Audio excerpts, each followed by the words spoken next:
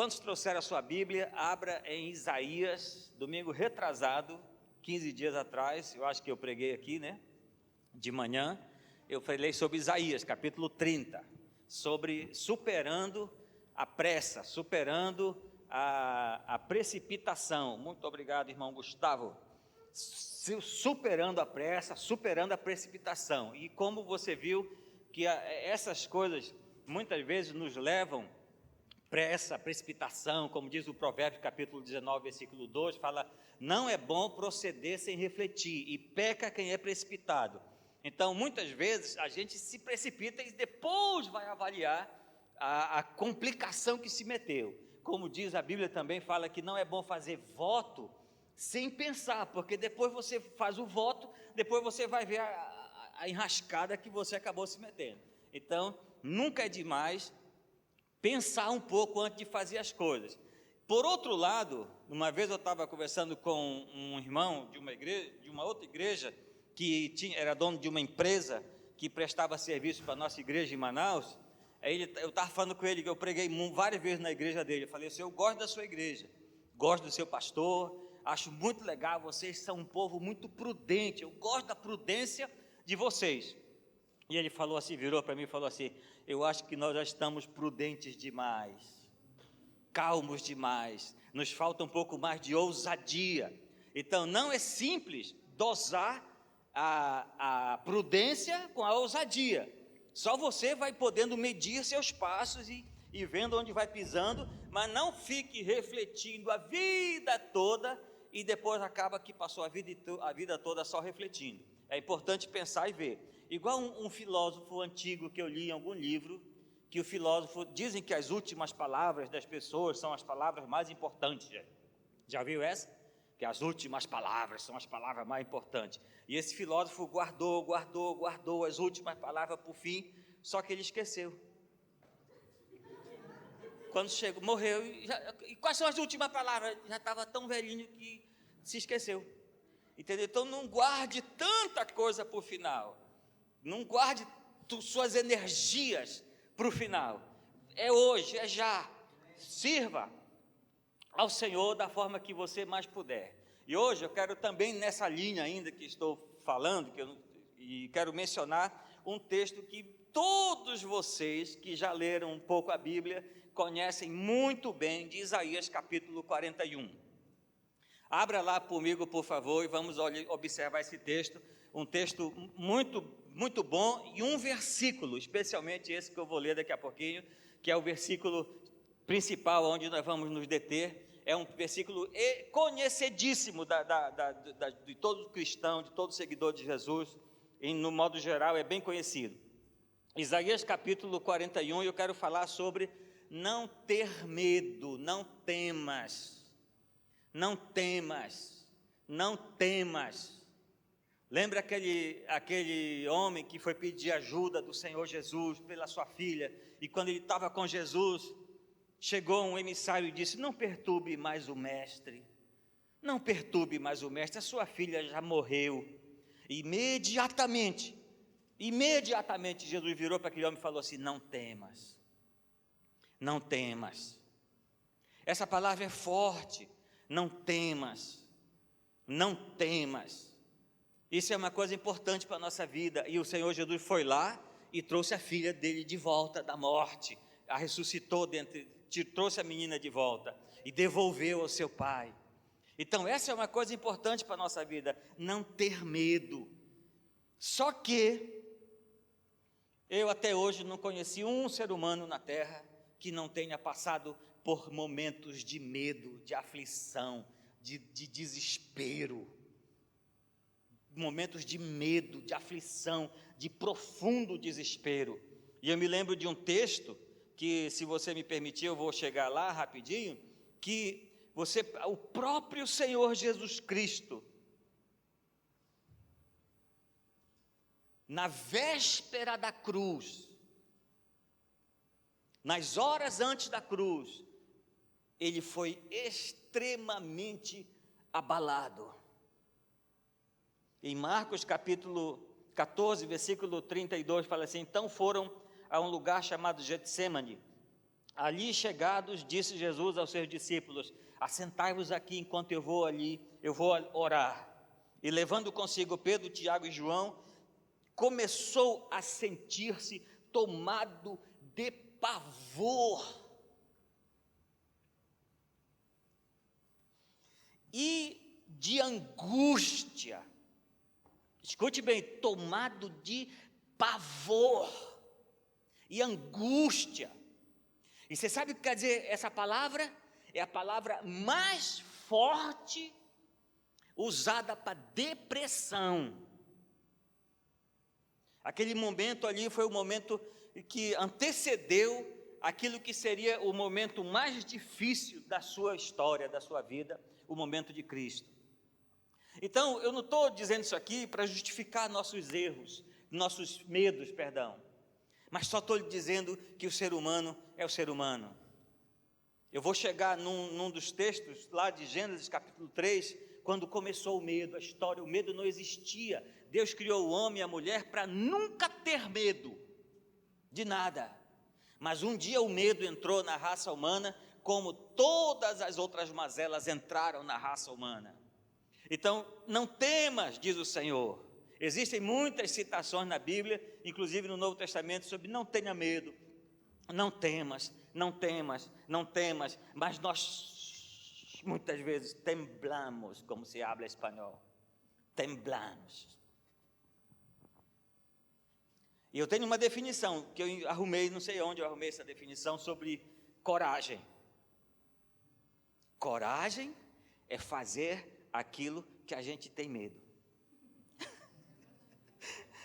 Isso é coragem. É fazer o que se tem muito medo de fazer. Quando eu me converti, eu falei para Deus: Senhor, eu posso morrer de medo, mas a porta que o Senhor abrir, eu quero entrar. Mesmo que eu vá com muito medo, mas a porta que o Senhor abrir, eu quero entrar. Eu não sei se você acha, mas eu sou muito tímido, eu vim de uma natureza muito tímida. Muito tímida. E eu fui superando isso ao longo desses últimos 30 e poucos anos da minha vida, desde 84 para cá. Mas não tenha medo, meu irmão. Não tenha medo. Aqui diz, olha só, agora são importantes algumas coisas para que a gente possa ganhar sustentação para não ter medo. Isaías capítulo 41, versículo 8 diz assim: mas tu, ó Israel, servo meu, tu, Judá, a quem elegi, descendente de Abraão, meu amigo. Que bom ser chamado assim pelo Senhor, né? Descendente de Abraão, Abraão, meu amigo. O que é isso? O Senhor se referiu a ele assim. E só uma gorjeta, não sei se fala assim aqui, uma gorjeta, depois que Deus chamou Abraão, Deus mudou de nome. Ele se tornou Deus. Quem é o Senhor? Eu sou o Deus de Abraão, de Isaac e de Jacó. E eu sou o Deus do Aguinaldo, sou o Deus da Rita, sou o Deus do Davi, sou o Deus do Ailton, sou o Deus do Paulinho. Quem é o Paulinho? É o Ney. Ele me chama de Paulinho, porque meu nome é Paulo Roberto, e ele me chama Paulinho, e eu amei, gente, isso. E eu também, só de vingança, eu chamo ele de Paulinho. Não é? Eu sou o Deus do Jefferson, do Gustavo,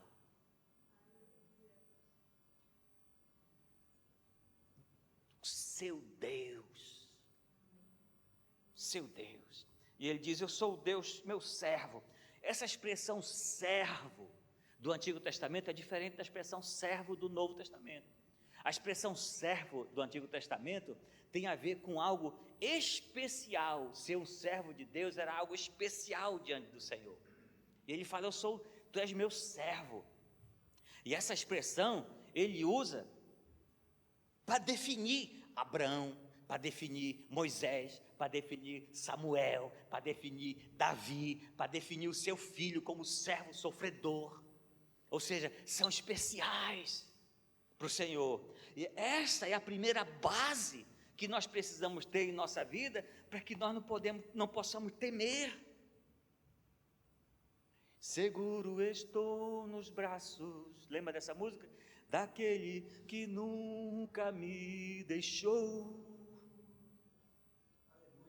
Entendeu? Quando você está seguro em relação ao Senhor, você tem mais coragem, você fica igual menino valente quando o pai chega. Já viu o menino? Ele diz, quando o papai chegou, e agora? Porque ele está confiando no pai dele, não está confiando nele. Assim nós somos filhos de Deus, confiamos no papai. Vou contar para o papai. Vou contar para o meu pai. Quem é teu pai? É o Senhor. Ele é o meu servo. Aí depois ele fala assim, a quem eu elegi. Foi eleito, não será eleito, já foi eleito pelo Senhor, a quem eu elegi. Aí depois ele usa outra expressão, ele fala assim, elegi descendência de Abraão. A palavra descendência quer dizer semente de Abraão. E você fala assim, mas isso é lá do Antigo Testamento. O apóstolo Paulo diz que todos aqueles que creem são filhos de Abraão. Ainda mais para mim que tenho sangue de judeu. Aí que sou mesmo, mas mesmo ele define que os descendentes de Abraão são os da fé, não só os da circuncisão, mas os da fé, porque a verdadeira circuncisão é naquele que crê no seu coração, esse é circuncidado no seu coração. Então nós somos descendentes, sementes também do Senhor e sementes do Abraão. E continua, somos filhos dessa promessa. Essa promessa aqui, do versículo 10, que nós vamos chegar lá já, essa promessa é uma promessa estritamente para os seus filhos. Então nós somos seus filhos, seus servos, eleitos, sementes de Abraão. E todas as promessas do Antigo Testamento tem, diz a Bíblia, em Cristo, o sim e o amém. O sim e o amém para todos nós, no Novo Testamento. E ele fala assim, tu, versículo 8, a quem tomei da extremidade da terra e chamei dos seus cantos mais remotos, e a quem te disse, tu és meu servo, eu hoje te escolhi e não te rejeitei. Agora, entra o versículo que eu quero compartilhar mais com vocês aqui. Olha o que diz, não temas, porque eu sou contigo, não te assombres, porque eu sou teu Deus, porque eu sou teu Deus, eu te fortaleço, e te ajudo, e te sustento com a minha destra fiel. Não temas, porque eu sou contigo, não te assombres, porque eu sou teu Deus, eu te fortaleço, eu te ajudo, eu te sustento, porque que Deus repetiu 5 vezes.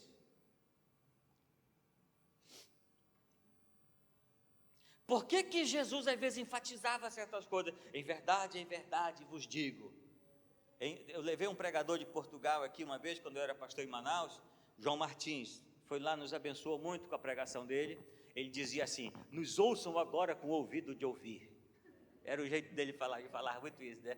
Ouça agora com o ouvido de ouvir. Eu não lembro mais nada que ele pregou, mas essa parte eu não esqueci. Essa parte eu não esqueci. Ouça com o ouvido. Por quê? Porque ele enfatiza. Você sabe por quê? Porque ele quer que nós saibamos. Ele quer que a gente não fique titubeando. Ele não quer que fique oscilando. Ele não quer que fique como que perdido, mas que fique seguro nas mãos do Senhor, nosso Pai Celestial. E ele diz, não temas. 5 vezes. Eu te ajudo, eu sou contigo. Eu sou o teu Deus. Eu te fortaleço. Eu te ajudo. E eu te sustento. Por quê? Isso aqui não está explícito na Bíblia, mas é uma exegese ou uma Hermenêutica, você decide o que quiser ficar. Hermenêutica é a interpretação da Bíblia. Exegese é análise de textos. Você sabe por que talvez? Porque talvez essas 5 coisas tenham a ver com os nossos 5 principais medos na vida, que o ser humano carrega intrinsecamente no seu coração. Esses 5 principais medos. E ele diz, o primeiro que ele menciona é falar, eu sou contigo. Qual é o medo associado a isso? É o medo da solidão.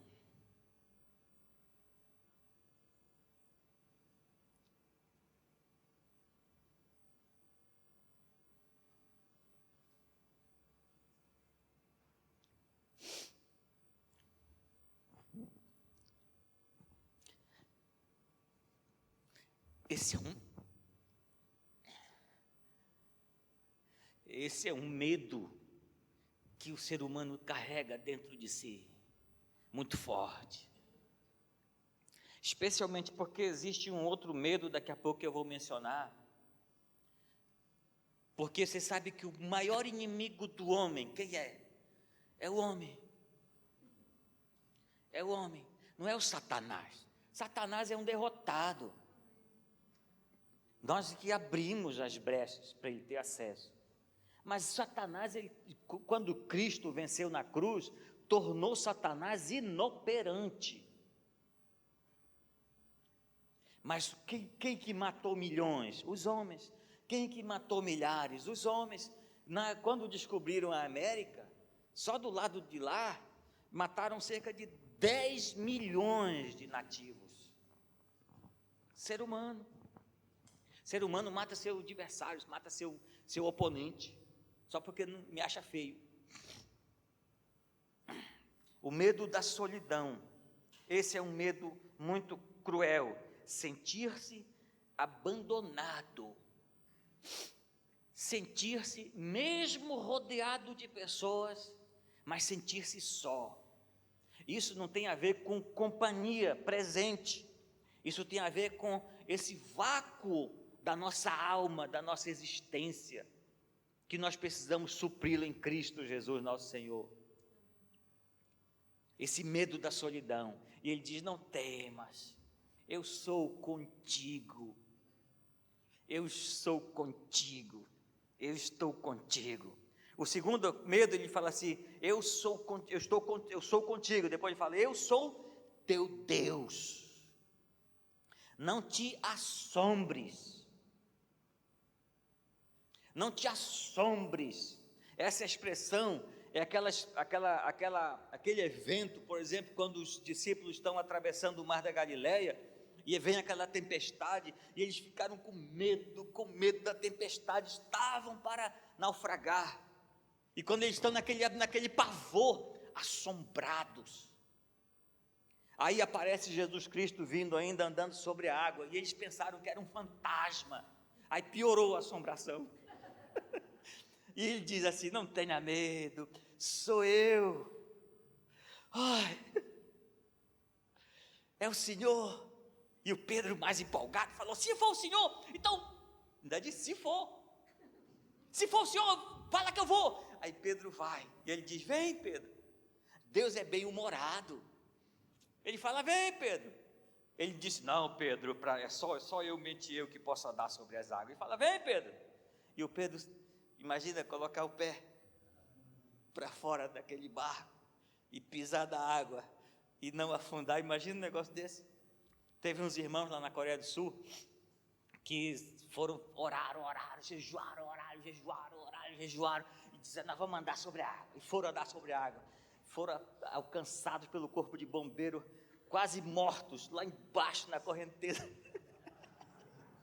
eu não sei porquê, mas eu nunca ouvi falar de alguém que andou sobre a água, eu já ouvi falar depois dessa, de alguém que passou por um córrego com o carro debaixo da água. Dave Hogan, um cara que pregou em nossas conferências lá em Manaus também, que é um missionário americano no México. Aquele é maluco, é um dos caras mais malucos e homem de Deus que você vai conhecer um dia, se Deus quiser, quem sabe eu vou chamá-lo aqui um dia, combinando aí com os pastores. Não temas, não te assombres, porque eu sou o teu Deus. E depois fala assim, outro medo, ele fala, o terceiro medo, ele diz, eu te fortaleço. Esse medo tem a ver com o medo de fracassar, medo da solidão, o segundo medo é o medo de o que possuímos, que eu não lhe disse, que ele fala, não te assombres, você não vai perder o que possuiu. E o terceiro medo é o medo de fracassar, que ele diz, não, que eu te fortaleço, o medo de fracassar. E olhe, esse medo de fracassar, eu não sei você, mas alcança qualquer um. Por mais idade que você tenha, por mais experiência que você tenha, esse medo de fracassar, ele gera um frio na barriga de qualquer um. De uma experiência nova, de um evento novo, de um trabalho novo, de uma mudança. O medo de fracassar. Especialmente isso é muito forte, um pouco mais até com os homens. Porque o homem tem um sentimento interior muito forte, diferente da mulher. O homem, ele tem o sentimento, bem dentro do seu coração, o sentimento de que se eu vou conseguir dar certo, se eu vou conseguir vencer na vida, se eu vou conseguir cuidar da minha família, se eu vou conseguir cuidar da minha casa. A mulher tem o sentimento muito intrínseco dentro do seu coração, mas é o sentimento se eu vou ser amada, se eu vou ser bem amada. Isso é diferente, bem diferente um do outro. E esse medo de fracassar nos assola. Por exemplo, eu tenho 56 anos de idade. Só isso, né? Alguém falou isso? Eu disse, puxa, tudo isso? Alguém perguntou para o outro, falou assim, quantos anos você tem? Eu tenho 45. Nossa, rapaz, mas tu está muito acabado. Parece que tem 60, moço. Tu está para morrer, mas tu já está com um pé na cova. Mas, por exemplo, eu já passei por muitos caminhos, me permita aqui que eu vou lhe contar um pouquinho. Mas é uma novidade mudar para Portugal. Entendeu? Eu comecei no ministério tempo integral em 1986. Faz um tempinho. Nos casamos em 87. Tudo que você imaginar na igreja eu passei.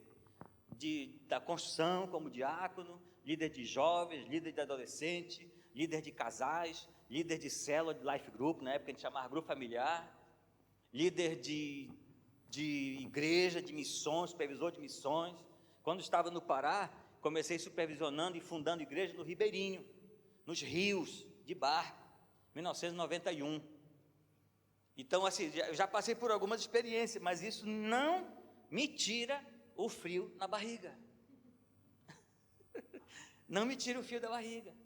Aí depois eu me tornei isso a parte externa da igreja. A parte interna da igreja, eu viajei uma vez em 87 de férias. Quando eu voltei, o pastor Eibe falou para mim assim, Roberto, você foi eleito tesoureiro.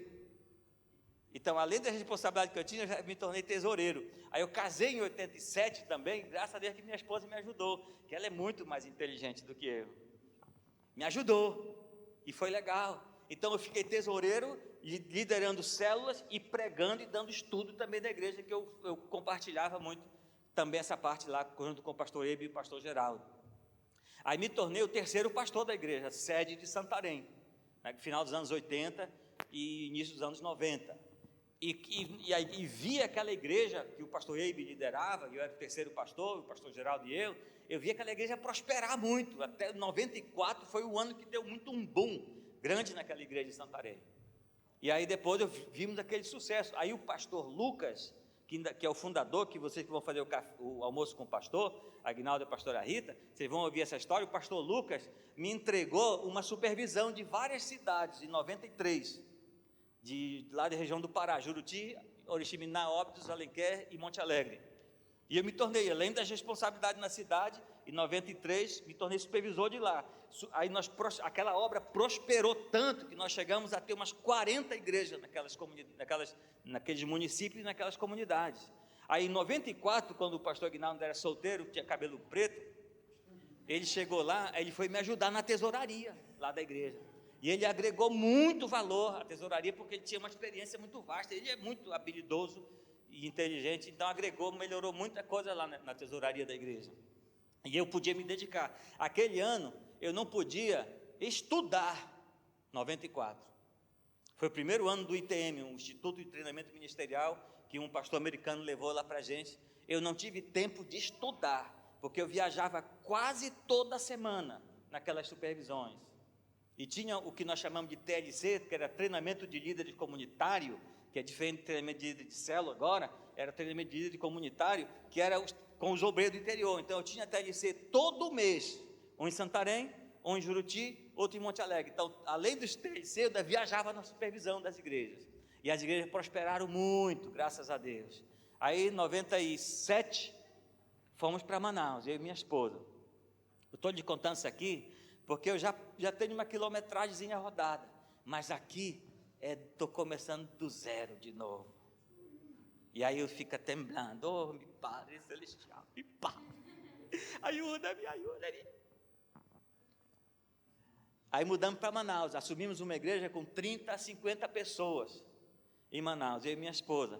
Quando nós saímos de lá, nós éramos cerca de 4.000 membros na cidade de Manaus, e 5 ou 6 núcleos na cidade, a maioria com prédio próprio. E na base do estado do Amazonas, que eram 8 igrejas, ficaram 49 quando nós saímos de lá. Aí fomos para Aracaju, que foi uma escola tremenda antes de vir para cá. E lá nós fundamos uma igreja na capital, que está indo muito bem lá, e uma outra igreja no sul da Bahia, na cidade de Guaratinga, que está indo muito bem também. E compramos o prédio de Aracaju por mais ou menos R$900 mil, antes de vir para cá, com a ajuda da Missão Paz. Mas isso não me tira o medo. O dia que isso se tornar banal, o dia que você não estremecer, o dia que a gente não estremecer, talvez nós estamos precisando orar mais. Como se diz, isso não é fácil. Cada desafio, o medo de fracassar, ele diz, eu te fortaleço.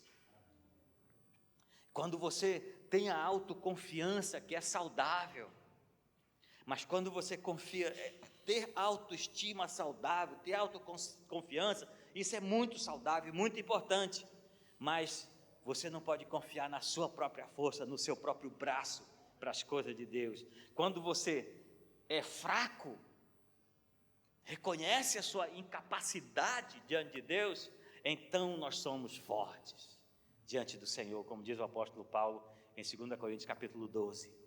Esse medo de fracassar, ele diz, eu te ajudo. E depois o outro medo, que antes até de mencionar esse outro medo, aliás, vamos lá para o número 4, quarto medo, ele diz, eu te fortaleço. O terceiro, o quarto, eu te ajudo.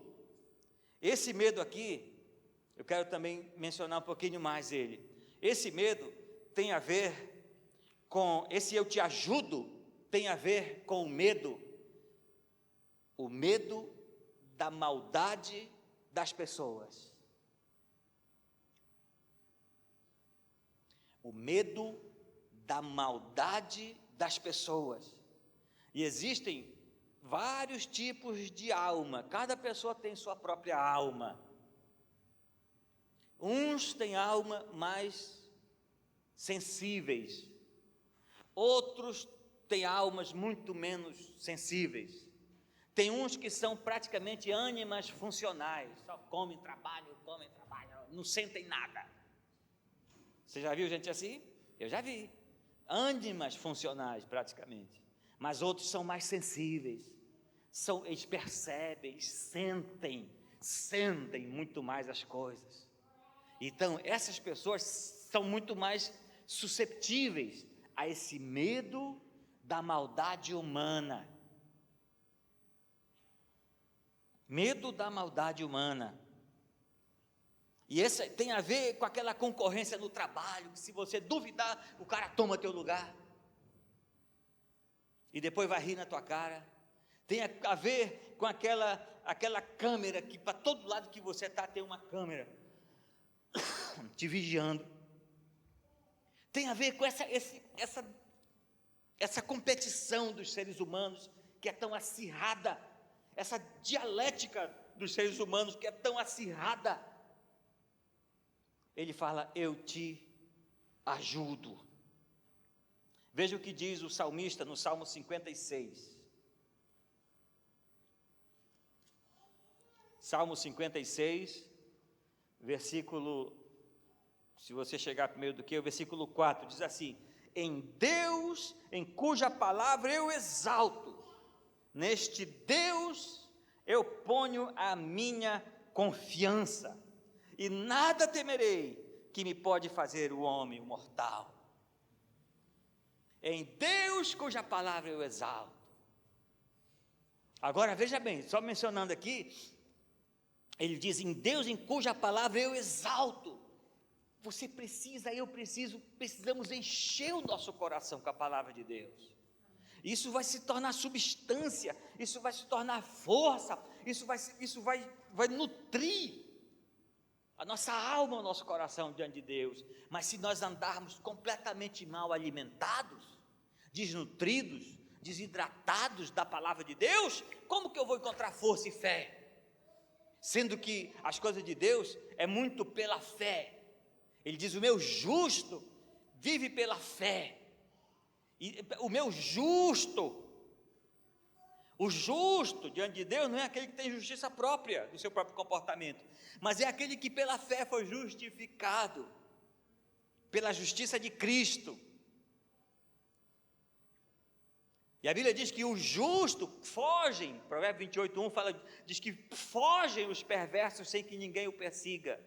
Mas o justo, ele é corajoso como um leão, é intrépido como um leão. Isso é importante, nós nutrirmos. Ache um tempo, diariamente, uma vez ou outra, às vezes fura, não tem tempo, também não se condene por isso, mas ache um tempo onde você pode pegar a sua Bíblia e ler a sua Bíblia, e estudar a sua Bíblia, e folhear a sua Bíblia, e ler. Eu admiro muito quem lê a Bíblia só no celular. Eu leio, na verdade, eu quase não leio a Bíblia no celular, nem no tablet. Eu uso, às vezes, especialmente por algumas coisas para do estudo da Bíblia, que eu tenho uma Bíblia muito boa para estudar. Mas eu gosto do papel. Eu gosto de anotar. Eu sou a moda antiga.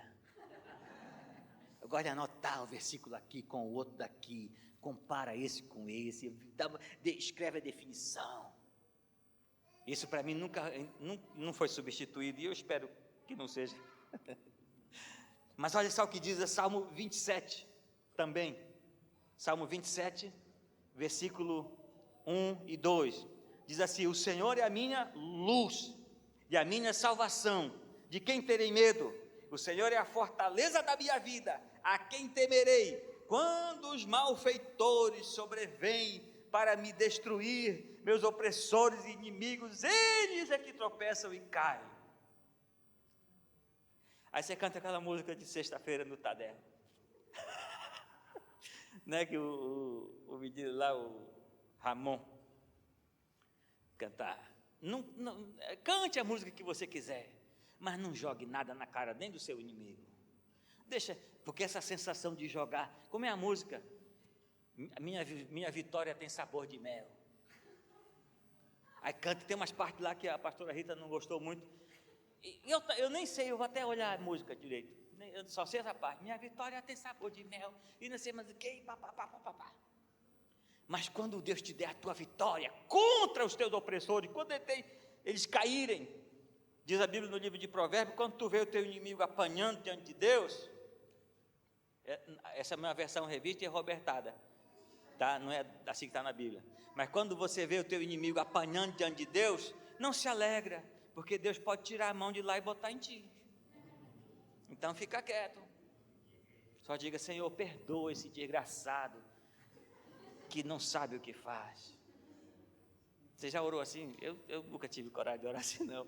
Mas eu já vi muita coisa. Senhor, perdoa. Eu já orei para Deus abençoar algumas pessoas que me fizeram muito mal, porque eu queria me libertar daquele sentimento. Então a melhor maneira que eu achei foi de orar por ele: abençoa, abençoa, abençoa, abençoa, abençoa.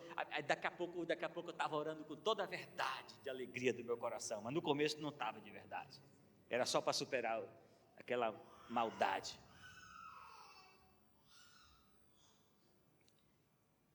A maldade humana. E último medo, que ele fala: eu te sustento. Esse último medo é o medo de ser condenado. De ser condenado. Na véspera, uma das coisas muito ruins, graças a Deus que Deus não nos deixa saber, é o dia da nossa morte. Né? Graças a Deus que Deus não nos deixa saber o dia da nossa morte. Já imaginou o dia da morte? Imaginou quando o Herodes está lá com a Herodias, na maior festa, na maior bebedeira, na maior dançaria, e o João Batista está preso lá. João Batista preso, e a festa aqui mundana, gente. Festa mundana mesmo, bebedeira, cachaçada, fumaceira, mulher dançando mal vestida, como a filha da Herodias lá dançou, e o Herodes se empolgou e falou: eu te dou ainda que seja a metade do meu reino, pode pedir. E ela foi lá e disse: mãe, o que eu peço, mãe?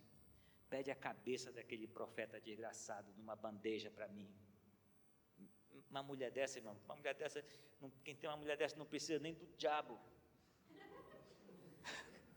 Não precisa da ajuda do diabo, já basta. E aí o Herodes ficou aflito, porque ele tinha medo do João Batista, ele respeitava o João Batista de certa forma, mas ele tinha jurado, e ele manda o carrasco, com aquela espada enorme, e eles abrem a porta do cárcere, e o João Batista olha e vê aquele homem com aquela espada, aquele negócio não era para fazer cafuné, não era para fazer carinho. João Batista olha e o cara diz: põe tua cabeça aí em cima daquele tronco. Imagina se um cara desse não tem medo. Imagina se não estremece uma pessoa dessa. E aí tira a cabeça dele e leva.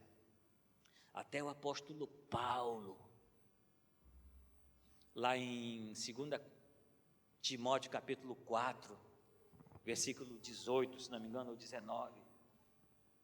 Ele está a carta, a 2 Timóteo foi a última carta que ele escreveu, vamos dizer assim, que na verdade ele ditava as cartas. 2 Timóteo capítulo 4, versículo 18. Na véspera da sua morte, preso aqui, perto, em Roma, amando de um maluco chamado Nero, está lá preso, e ele sabendo que ele ia provavelmente morrer naquelas vésperas, esperando. Você que foi lá na prisão, né? A pastora Rita foi na prisão onde ele estava preso. Quero ir lá um dia, se Deus quiser. E ele está lá, e olha o que ele diz, versículo 17, versículo 16, essa carta, eu vou te dar uma definição da teologia, diz, essa aqui é o maior tratado teológico que existe no mundo sobre liderança cristã, 2 Timóteo, e ele escreveu para o Timóteo, ele ditou para o Timóteo, talvez ele não tinha noção que essa carta ia chegar até hoje aqui para nós, ele só ditou para o Timóteo, e ele, na véspera da sua morte, ele fala assim: o Senhor, versículo 18, o Senhor me livrará também de toda obra maligna, e me levará a salvo para o seu reino celestial, a Ele a glória pelos séculos dos séculos, amém. Essa é a nossa segurança, que quando apagarmos aqui, vamos ascender para lá. Diz a Bíblia em Romanos que fala: quer pois vivamos, quer pois morramos, somos do Senhor. Amém? Esses são os medos. E para isso que Deus repetiu 5 vezes: não temas, eu sou contigo. Não te assombres, eu sou o teu Deus. Eu te fortaleço, eu te ajudo, eu te sustento com a minha destra fiel. Eu te sustento, eu te ajudo. Não temas, não te assombres. Ele repetiu.